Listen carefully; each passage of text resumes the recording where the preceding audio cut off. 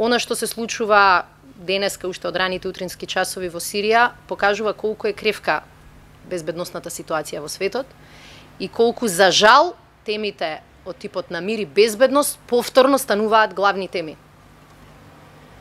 Не е толку веќе економската соработка, дури ни трговските војни кои што се појавија.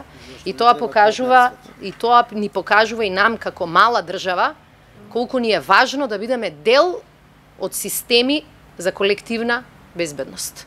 Она што се случува на илјадници километри од нас ќе има влијание и врз Македонија. И со зголемување на притисок мигрантски, меѓутоа и со една глобална ситуација во светот која што не им одговара на малите држави.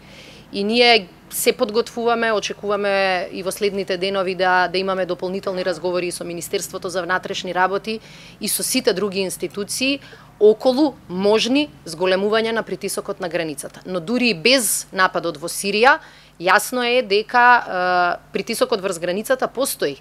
Не е тако видлив како 2015, но фактот дека пред некое време имавме околу 100 мигранти кои нелегално се обидуваа да ја поминат границата и за среќа беа фатени, покажува дека Македонија и регионот практично треба да се навикне дека ова ќе трае и дека мора да имаме систем кој што ќе биде постојано, а не по потреба активен.